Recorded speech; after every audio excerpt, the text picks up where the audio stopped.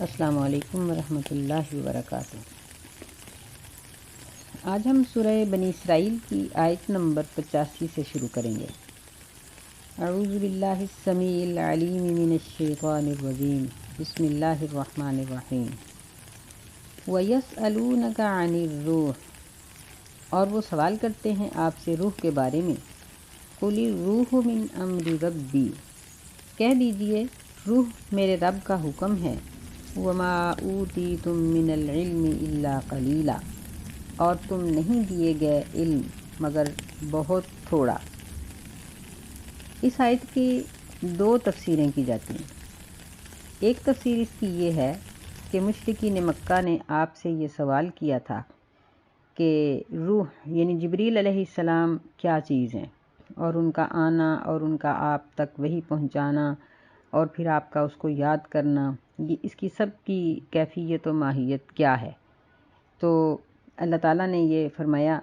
کہ تم اس کے بارے یعنی کسی بھی علم کا بہت تھوڑا حصہ دیے گئے ہو، مطلب یہ ہے کہ کسی بھی چیز کے بارے میں تم لوگ کلی طور پر نہیں جان سکتے، اور اللہ تعالیٰ نے اس کی کوئی وضاحت یہاں نہیں بیان کی، کیونکہ جبریل علیہ السلام کا نام بھی روح القدس ہے۔ قرآن مجید میں کئی جگہوں پر ان کو روح کہہ کر پکارا گیا ہے، جس طرح ایک سورہ قدر میں آتا ہے کہ تنزل الملائکۃ والروح فیہا، کہ لیلۃ القدر میں روح علیہ السلام باقی تمام فرشتوں کے ہمراہ اترتے ہیں۔ تو ایک اس کی تفسیر یہ کی جاتی ہے۔ جن مفسرین نے یہ تفسیر کی ہے وہ یہ کہتے ہیں کہ پہلی آیات میں بھی قرآن مجید کی تصدیق اور مشرکین کے انکار اور اس طرح کے مسائل کو ذکر کیا گیا ہے، اور بعد کی آیات میں یعنی سیاق و سباق سے اس کی یہی تفسیر بنتی ہے۔ اور دوسری تفسیر بعد دوسرے مفسرین نے یہ کی ہے کہ روح سے مراد وہ روح ہے جو انسان کے جسم میں داخل ہوتی ہے تو انسان کا بدن چلتا پھرتا نظر آتا ہے، کسی بھی چیز میں داخل ہوتی ہے تو وہ زندہ ہے، اور نکل جاتی ہے تو وہ مردہ ہے۔ تو اس کے بارے میں یہ ایک صحابی کی روایت بھی آتی ہے، وہ کہتے ہیں کہ میں نبی علیہ السلام کے ساتھ کسی کھیت میں جا رہا تھا کہ کچھ یہودی گزرے، اور انہوں نے ایک دوسرے کو کہا کہ یعنی نبی صلی اللہ علیہ وسلم کے بارے میں کہ ان سے کوئی ایسا سوال کرو جس کا یہ جواب نہ دے سکیں، یا اگر نبی ہیں تو پھر نبوت کے ساتھ ہی دیں گے۔ تو انہوں نے کہا کہ ان سے یہ پوچھا جائے کہ روح کیا چیز ہے۔ تو انہوں نے جب نبی علیہ السلام سے یہ سوال کیا کہ روح کیا چیز ہے، تو آپ پر یعنی خاموشی آپ نے اختیار کی، اور کچھ دیر خاموشی کے بعد جب آپ بولے تو آپ نے یہ آیت پڑھی اور فرمایا کہ یہ آپ سے روح کے بارے میں سوال کرتے ہیں، تو ان کو کہہ دو کہ یہ میرے رب کا حکم ہے بس، اور تم ہر چیز کا علم نہیں دیے گئے، بلکہ وہ علم جو اللہ تعالیٰ نے دنیا میں تقسیم کیا ہے وہ اللہ کے علم کے مقابلے میں بہت تھوڑا ہے۔ تو روح جب انسان کے جسم میں داخل ہو جاتی ہے تو پھر اس کو نفس کہا جاتا ہے، جس طرح قرآن مجید میں کئی جگہوں پر آتا ہے کہ فرشتے جب انسان کی جان نکالتے ہیں تو اس وقت وہ نفس کا لفظ بولتے ہیں کہ اپنے نفس کو نکالو۔ تو اس کا یہ مفہوم بیان کیا جاتا ہے کہ روح جب بدن کے اندر داخل ہوتی ہے تو پھر اسے نفس کہا جاتا ہے، اور جب نکل جاتی ہے تو پھر اس کو روح کہا جاتا ہے۔ بہرحال دونوں تفسیریں ہی اس کی ٹھیک ہیں۔ اگر اس سے وہ روح مراد لی جائے جو انسان کے جسم میں یا کسی بھی جاندار کے جسم میں آتی ہے اور نکل جاتی ہے، تو تب بھی یہی بات ہے کہ سائنس کی جدت کے باوجود آج تک کوئی شخص یہ نہیں جان سکا کہ اس روح کے داخل ہونے کی کیا صورت ہے اور اس کے نکلنے کی کیا صورت ہے، یا اس کو روکا جا سکتا ہے کہ نہیں، یا اپنی مرضی سے نکالا جا سکتا ہے کہ نہیں، بلکہ یہ ایک ایسی چیز ہے کہ جس پر کامل طور پر صرف اللہ ہی کا اختیار ہے، کسی اور کا نہیں۔ فرمایا وَلَئِن شِئْنَا لَنَذْهَبَنَّ بِالَّذِي أَوْحَيْنَا إِلَيْكَ، اور ضرور اگر ہم چاہیں تو ضرور ہم لے جائیں بِالَّذِي أَوْحَيْنَا إِلَيْكَ، اس قرآن مجید کو جو ہم نے تیری طرف وحی کیا ہے، ثُمَّ لَا تَجِدُ لَكَ بِهِ عَلَيْنَا وَكِيلًا، پھر تو نہیں پائے گا لَكَ اپنے لیے بِهِ اس کے بارے میں علینا ہمارے خلاف وکیلا کوئی وکیل یا کوئی کارساز۔ یعنی اللہ تعالیٰ یہ بات یہاں ذکر کر رہے ہیں کہ قرآن کا نازل کرنا اور آپ کی زبان سے بیان کروانا یہ خالصتاً اللہ کی قدرت ہے، اور اس کی مشیت ہے، اس کی رضا ہے، اگر وہ چاہے اور قرآن کو حرفوں ورقوں سے سینوں سے اس کو سمیٹ لے تو اللہ تعالیٰ کو کوئی بھی مجبور نہیں کر سکتا کہ وہ دوبارہ اس قرآن کو نازل کرے۔ یعنی یہ خالصتاً اللہ تعالیٰ کی رحمت ہے۔ الا رحمتم من ربک، مگر یہ رحمت ہے تیرے رب کی۔ ان فضلہ کان علیک کبیرا، بے شک اس کا فضل آپ صلی اللہ علیہ وسلم پر بہت بڑا ہے۔ یعنی اللہ کا یہ کتنا بڑا فضل ہے کہ آپ کی زبان سے ایک ایسی کتاب کو جاری کر دیا جس کی مثل دنیا میں ہے ہی نہیں۔ پھر اسی طرح آپ کو اللہ تعالیٰ نے جو کامیابیاں عطا کیں، آپ کو اتنے جانثار صحابہ عطا کیے، پھر نبی علیہ السلام کو دنیا و آخرت کے جو خزانے عطا کیے، اور آپ کی دعوت کی جو کامیابی تھی، آپ کے دین کا پھیل جانا، اور پھر آپ کی امت کا عذاب سے پہلی امتوں کی طرح ہلاک نہ ہونا، یہ سب چیزیں اللہ کا فضل ہیں آپ پر۔ قُلْ لَئِنِ اجْتَمَعَتِ الْإِنسُ وَالْجِنُّ عَلَىٰ أَن يَأْتُوا بِمِثْلِ هَٰذَا الْقُرْآنِ لَا يَأْتُونَ بِمِثْلِهِ، کہہ دیجئے اگر جمع ہو جائیں انسان بھی اور جن بھی، یعنی سب کے سب، اس بات پر ان یأتوا بمثل هذا القرآن، کہ وہ لے آئیں اس قرآن جیسی کوئی اور کتاب، لا یأتون بمثلی، وہ نہیں لا سکتے اس کی مثل، ولو کان بعضهم لبعض ظہیرا، اگرچہ ان کا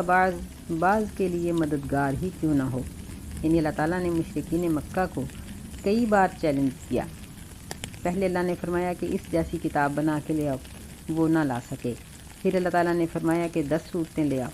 لیکن وہ پھر بھی ناکام رہے۔ پھر اللہ نے فرمایا کہ ایک ہی لے آؤ،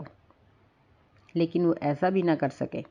تو اللہ تعالیٰ یہی بات یہاں ذکر کر رہے ہیں کہ اگر جن و انس ان کے اول آخر سب مل جائیں تو اس قرآن جیسی کتاب نہیں بنا سکتے، یعنی جس میں یہ عمدگی ہو، یہ افادیت ہو کہ اس کے کسی بھی حکم میں کسی بھی شخص کا کوئی نقصان نہیں ہے،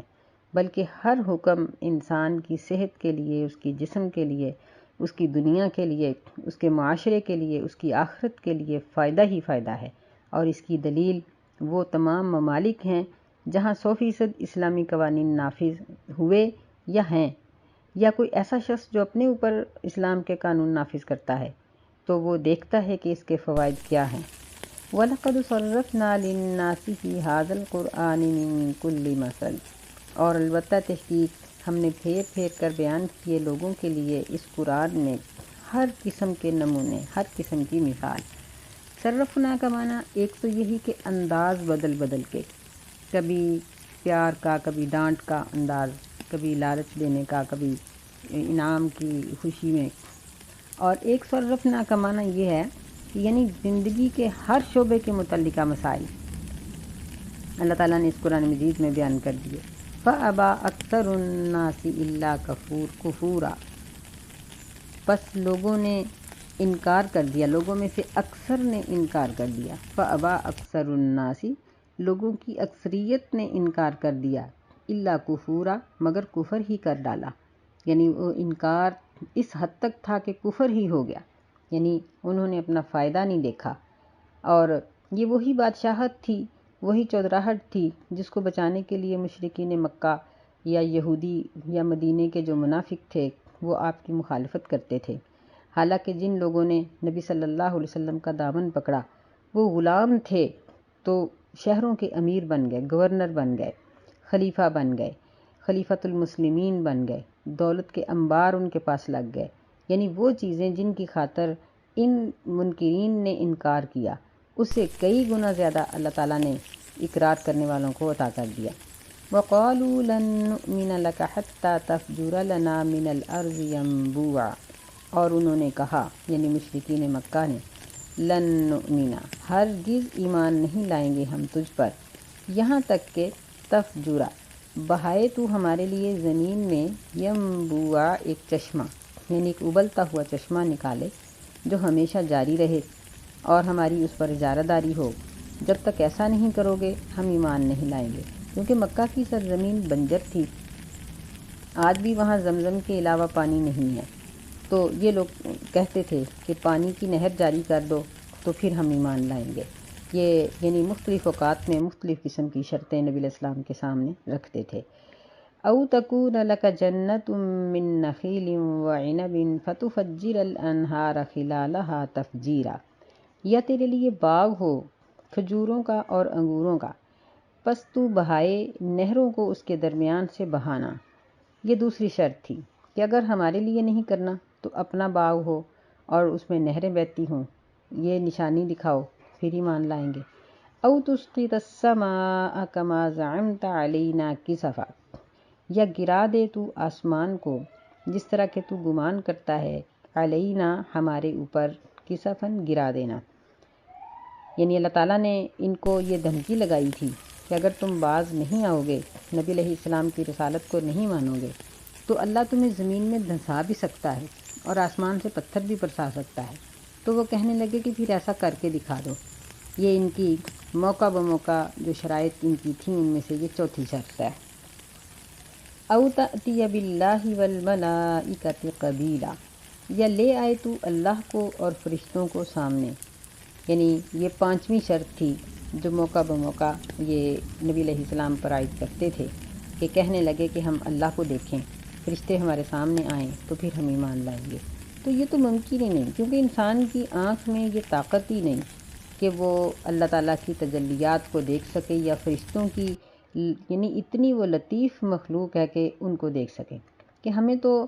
اپنی فضا کے اندر جو جراثیم ہیں وہ نہیں نظر آتے، بے شمار چیزیں ایسی ہیں جو ہماری آنکھ نہیں دیکھ سکتی،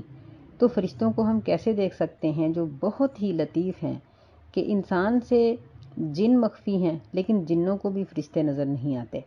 تو انسان کیسے دیکھ سکتا ہے ان کو۔ یہ بہرحال ان کی یہ پانچویں قسم کی یہ شرط تھی۔ او یکون لک بیت من زخرف، یہ چھٹی شرط تھی، کہنے لگے کہ یا تیرا سونے کا گھر ہو، یعنی بہت خوبصورت بنگلہ ہو، بڑا قیمتی قسم کا، جو اللہ تعالیٰ کی طرف سے تمہیں ملے۔ او ترقی فی السماء، یہ ساتویں بات انہوں نے کی کہ یا آسمان پر چڑھ جاؤ، یعنی ہم تمہیں چڑھتا ہوا دیکھیں، لیکن کہنے لگے وَلَن نُؤْمِنَ لِرُقِيِّكَ حَتَّى تُنَزِّلَ عَلَيْنَا كِتَابًا مِّنَ السَّمَاءِ، اور ہم ہرگز تیرے چڑھنے پر بھی ایمان نہیں لائیں گے یہاں تک کہ تو ہم پر نازل کرے آسمان سے کتاب، نقرأہ، جس کو ہم پڑھیں۔ یعنی یہ شرط بھی انہوں نے نبی علیہ السلام پر لگائی کہ آپ آسمان پر چڑھیں، پھر کہنے لگے کہ صرف چڑھنا ہی نہیں بلکہ کتاب لے کے آؤ، ہم اس کو پڑھیں۔ تو اللہ تعالیٰ نے ان ساری باتوں کا ایک چھوٹا سا جواب دیا جو کامل اور اکمل ہے۔ فرمایا قل سبحان ربی هل کنت الا بشرا رسولا، کہہ دیجئے کہ میرا رب پاک ہے، یعنی میرا رب ہر عیب اور ہر کمزوری سے پاک ہے، وہ مجبور نہیں ہے کہ ایسا نہ کر سکے، وہ یہ سب کچھ کر سکتا ہے۔ هل کنت، میں نہیں ہوں، الا بشرا رسولا، مگر بشر، رسول بنایا گیا، میں نہیں ہوں مگر آدمی، انسان، رسول بنایا گیا، یعنی میں تو دعویٰ ہی نہیں کرتا کہ میں یہ کر سکتا ہوں یا وہ کر سکتا ہوں، اور اللہ سب کچھ کر سکتا ہے، لیکن میری مرضی اللہ پہ نہیں چلتی کہ میں اللہ تعالیٰ کو مجبور کروں کہ وہ ایسا کرے، نہیں، اللہ تعالیٰ اپنی مرضی سے، اپنی مشیت سے جو چاہتا ہے کرتا ہے۔ وَمَا مَنَعَ النَّاسَ أَن يُؤْمِنُوا إِذْ جَاءَهُمُ الْهُدَىٰ، اور لوگوں کو نہیں منع کیا یہ کہ وہ ایمان لائیں جب کہ ان کے پاس ہدایت آ گئی، إِلَّا أَن قَالُوا أَبَعَثَ اللَّهُ بَشَرًا رَّسُولًا، مگر یہ کہ انہوں نے کہا کیا اللہ نے بندے کو رسول بنا کر بھیجا؟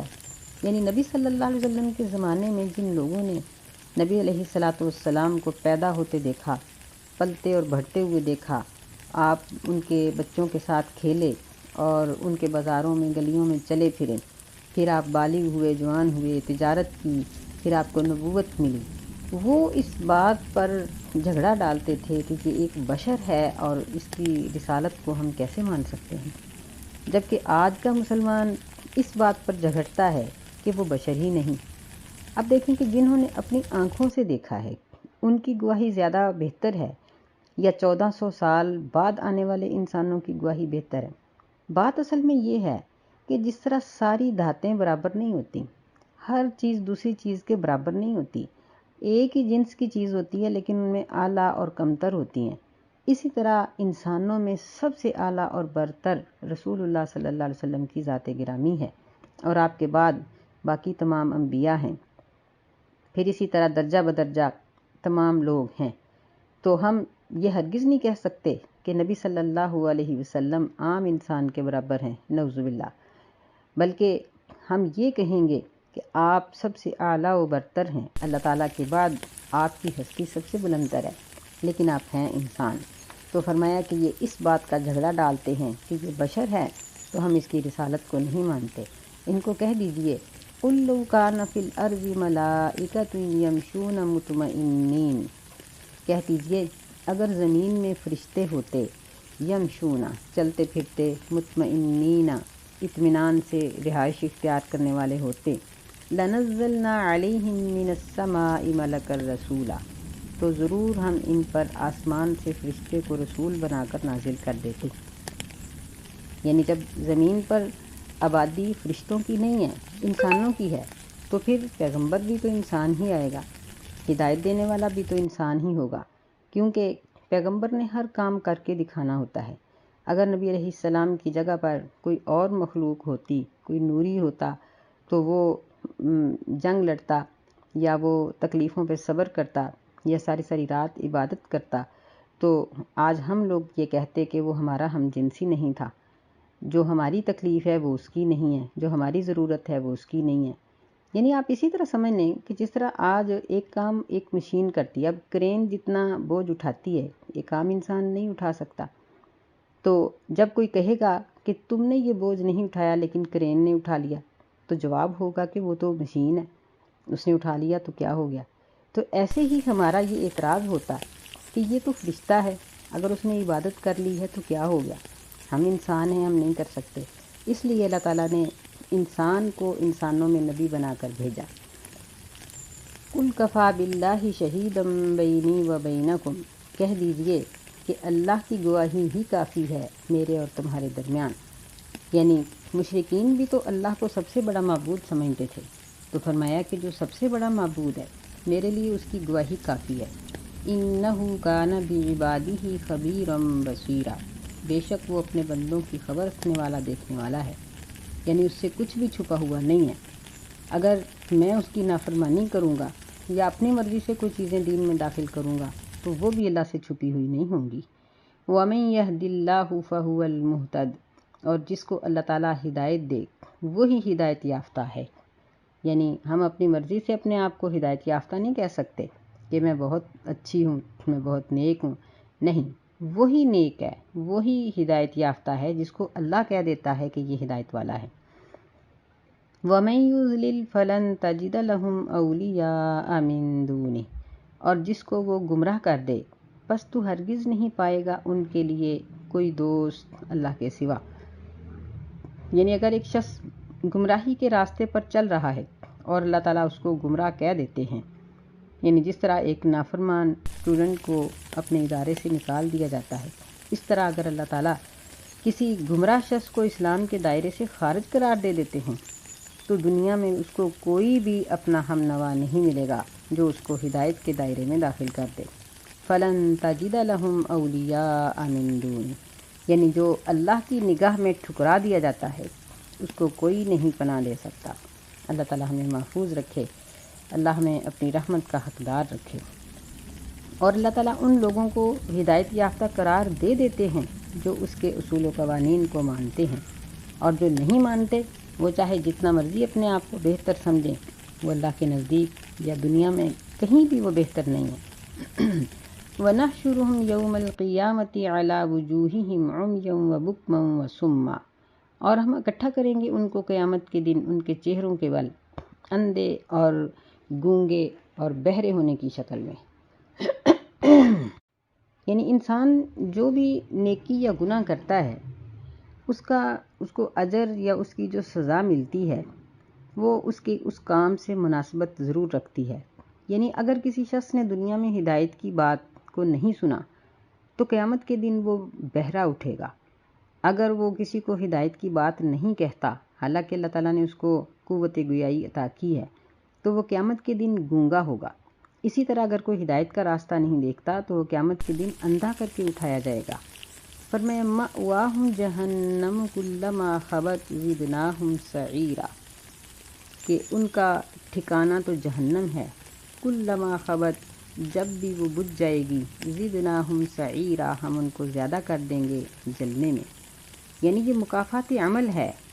کہ ان کی آگ بجھائی نہیں جائے گی۔ اور قرآن مجید میں اللہ تعالیٰ نے دوسرے مقام پر یہ کہا کہ جو لوگ سیدھا راستہ چھوڑ کر دنیا میں الٹے راستے کو اختیار کرتے ہیں، حلال چھوڑ کر حرام کھاتے ہیں اور صحیح کام چھوڑ کر غلط کام کرتے ہیں، سیدھی بات چھوڑ کر جھوٹی اور غلط بات کرتے ہیں، تو ان کے الٹا چلنے کی وجہ سے قیامت کے دن اللہ تعالیٰ ان کو حقیقتاً الٹا چلا دیں گے کہ وہ اپنے سر کے بل چلیں گے۔ ذالک جزاؤہم بانہم کفروا بآیاتنا، یہ ان کا بدلہ ہے اس چیز کا کہ انہوں نے ہماری آیات کا انکار کیا۔ وقالوا اذا كنا عظاما ورفاتا، اور انہوں نے کہا کہ کیا جب ہم ہڈیاں ہو جائیں گے بسیدہ قسم کی، انا لمبعوثون خلقا جدیدا، کیا بے شک ہم ضرور نئی مخلوق میں اٹھا دیے جائیں گے، یعنی قیامت کے اٹھنے کا انہوں نے انکار کر دیا۔ اولم یروا ان اللہ الذی خلق السماوات والارض قادر علی ان یخلق مثلہم، کیا انہوں نے نہیں دیکھا بے شک اللہ تعالیٰ وہ ذات ہے جس نے آسمانوں اور زمین کو پیدا کیا، قادر وہ اس بات پر پوری قدرت رکھتا ہے، ان یخلق مثلہم کہ وہ ان کی مثل اٹھا لائے، یعنی ان کے جسموں کو دوبارہ اٹھا لائے اور ان کے جسموں کے ذرات کو دوبارہ جسمانی شکل میں بدل ڈالے۔ وَجَعَلَ لَهُمْ أَجَلًا لَا رَيْبَ فِيهِ، اور اس نے مقرر کی ہے ان کے لیے ایک اجل، وقت مقرر، لا ریب فیہ جس میں کوئی شک نہیں، یعنی ہر کام اپنے وقت مقرر پر ہوتا ہے۔ کہ مثال کے طور پر ہم جب بیج زمین میں بوتے ہیں تو وہ بھی اپنے وقت پہ ہی اگتا ہے، اس سے پہلے نہیں اگتا۔ ایسے ہی جب انسانوں کے جسم بوسیدہ ہو جائیں گے اور جو اللہ تعالیٰ نے ان کے لیے وقت مقرر لکھ رکھا ہے وہ وقت آئے گا تو یہ جسم خود بخود پیدا ہو جائیں گے۔ اور یہ نہیں ہو سکتا کہ مشرکین کے کہنے پر ابھی ایسا ہو جائے، ابھی تو وہ وقت ہی نہیں آیا۔ فَأَبَى الظَّالِمُونَ إِلَّا كُفُورًا، پس ظالموں نے انکار کیا مگر کفر ہی کر ڈالا، یعنی انہوں نے اتنا پکا انکار کر دیا کہ کافر ہی ہو گئے۔ قُل لَّوْ أَنتُمْ تَمْلِكُونَ خَزَائِنَ رَحْمَتِ رَبِّي، کہہ دیجئے اگر تم اختیار رکھتے ہوتے میرے رب کی رحمت کے خزانوں کا، اذا لامسکتم خشیۃ الانفاق، اس وقت ضرور تم روک لیتے خرچ ہو جانے کے ڈر سے، وکان الانسان قتورا، اور ہے انسان تنگ دل۔ یعنی یہ سب اللہ کی رحمتیں ہیں کہ وہ انسان کو دنیا میں پیدا کرتا ہے، پھر اس کو روزی دیتا ہے، پھر اس نے اس کی روحانی غذا کا انتظام کیا، پھر وہ اس کو موت دیتا ہے، پھر موت کے بعد وہ قبر کے اندر اس کے جسم کے اعضاؤں کو اور ذرات کو سنبھال کے رکھتا ہے، پھر وہ اس سے دوبارہ پیدا کر لے گا۔ یہ سب اللہ کی رحمت اور یہ تمام خزانے کارکردگی کے اسی کے پاس ہیں۔ اگر انسان کے پاس اللہ کے خزانوں کے اختیارات ہوتے تو یہ تو کسی بھی چیز کو خرچ نہ کرتا، کیونکہ انسان تنگ دست ہے، تنگ دل ہے اور بخیل ہے۔ اللہ تعالی ہمیں سمجھنے کی توفیق عطا فرمائے۔ السلام علیکم ورحمۃ اللہ وبرکاتہ۔